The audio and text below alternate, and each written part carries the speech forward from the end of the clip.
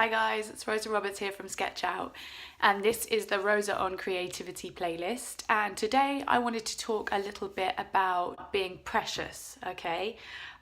So I've recently started meditating, and I went to a group meditation last night. And I did a 3-day meditation course about a month ago, and I really love it, and I've been meditating twice a day ever since then.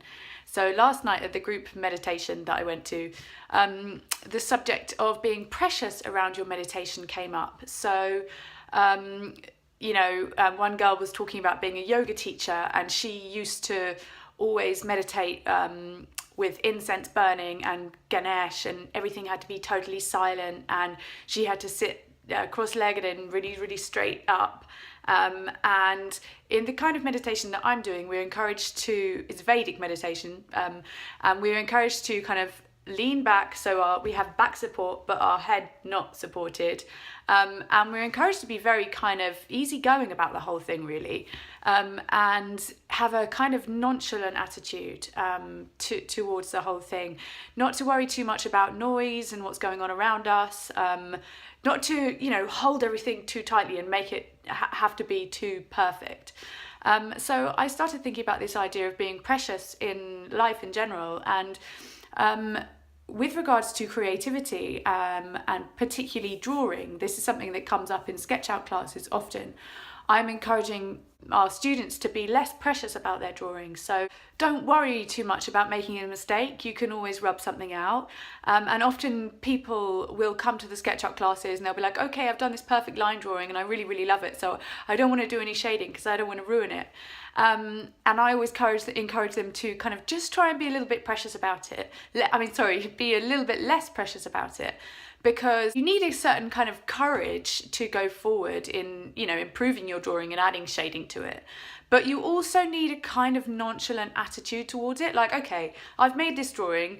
It's just a drawing. It's not, just because I might have spent an hour on it doesn't mean I can't kind of add more to it or risk ruining it, so this precious attitude of this thing is perfect and I need to leave it and I can't do anything, it's got too much value for me to have an easy attitude towards it is not a good idea. It doesn't help you be creative. It really kind of blocks you, stops you kind of moving forward and learning more.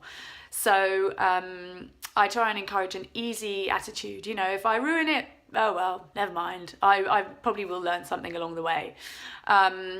So that's the kind of attitude I encourage in the students at Sketch Out. And it's also, with drawing, it can be a good idea sometimes to do almost, or painting, anything to make you less precious about the artwork that you're about to create, or the creative process in general. So often fine artists will, as opposed to working on a pristine white canvas, they will make add a wash of, maybe green or like a sepia brown or something, or lots of different colours to the canvas, just so that they haven't got that awful anticipation of starting on a white canvas and feeling all kind of constricted because they can kind of ruin its perfection.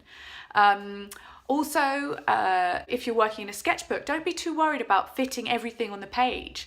Sometimes it can actually be quite nice to kind of run off the page and then stick an extra bit of paper onto the side to finish the drawing if you want to. So thereby kind of, in a way, breaking the surface, the pristine surface that you're working on anyway. You'll find you're more relaxed when you're drawing because you're less bound up with it being neatly placed perfectly on the page. If you go over, it doesn't matter. You can just stick an extra bit on the side and that's fine. Okay, so don't be precious, people. That's today's lesson. Hope you enjoyed it.